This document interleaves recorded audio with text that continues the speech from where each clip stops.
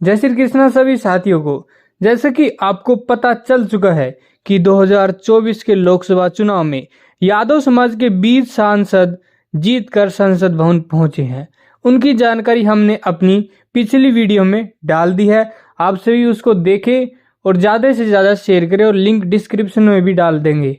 इन 20 यादव सांसदों में एनडीए गठबंधन के 12 यादव समाज के सांसद जीते हैं। इस बार भाजपा अपने दम पर बहुमत हासिल करने में असफल हो गई, जिसके कारण सरकार बनाने के लिए दूसरे दलों के साथ गठबंधन करना पड़ा। पिछले हफ्ते सरकार का शपथ ग्रहण समारोह हो गया और साथ ही मंत्रिमंडल का बंटवारा भी हो गया। हर सरकार में मंत्रिमंडल पाने के लिए सारे नेता भागदौड़ करते हैं। कहीं ना कहीं मंत्रिमंडल में जगह मिलना एक नेता के लिए रसूख का सवाल भी होता है।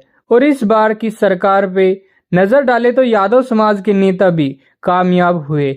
मंत्रिमंडल में जगह पाने में वे सिर्फ एक नहीं बल्कि 4 मंत्री यादव समाज के बने। और ऐसा शायद इसलिए हो पाया है क्योंकि बीजेपी अच्छी तरह से समझ रही है कि अगर देश में उनको अपनी सरकार चलानी है तो यादवों को साथ लेकर चलना होगा।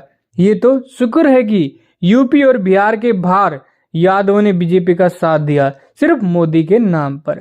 अगर वो ही खिलाफ हो गए होते तो 240 का आंकड़ा बड़े आराम से 220 पर आ जाता और सरकार बनती ही नहीं।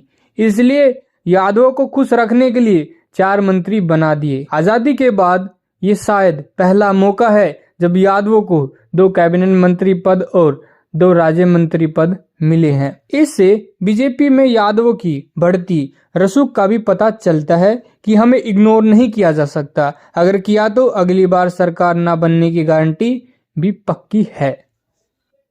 आपको बता दें कि मनमोहन सिंह की यूपीए एक सरकार में भी 4 यादव मंत्री बने थे, पर उस वक्त सिर्फ एक कैबिनेट मंत्री थे जो कि रेल मंत्री लालू यादव थे और बाकी 3 राज्य मंत्री थे। हम आप सभी को 4 यादवों के बारे में बताते हैं जिन्हें मंत्रिमंडल में शामिल किया है। सबसे पहले बात करते हैं राजस्थान अलवर से सांसद कैबिनेट मंत्री भूपेंद्र यादव जी को पर्यावरण, वन और जलवायु परिवर्तन मंत्रालय का कार्यभार सौंपा है। उम्मीद है आप अहीर रेजिमेंट के लिए प्रयास करेंगे और समाज की एकमात्र मांग अहीर रेजिमेंट के लिए समाज के साथ आएंगे। नंबर 2 पर बात करेंगे झारखंड से सांसद कैबिनेट मंत्री अनुपूर्णा यादव जी को महिला एवं बाल विकास मंत्री का कार्यभार सौंपा है। आपसे समाज एक ही मांग रखता है, अहीर रेजिमेंट की। आप अहीर रेजिमेंट की मांग को मंत्रिमंडल के सामने रखें और समाज का साथ दें। नंबर 3 पर बात करेंगे हरियाणा के अहिरवाल गुड़गांव से सांसद राज्य मंत्री राव इंद्रजीत सिंह को राज्य मंत्री स्वतंत्र प्रभार व संस्कृति मंत्रालय में राज्य मंत्री का पदभार सौंपा है। राव साहब, अब तो आपके पास मौका है अहिरवाल की संस्कृति को बढ़ावा देने का। अब नहीं तो कभी नहीं।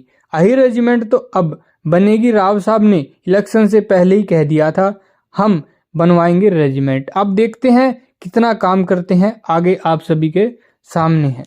बिहार से राज्य मंत्री नित्यानंद राय जी को गृह राज्य मंत्री के रूप में कार्यभार सौंपा है।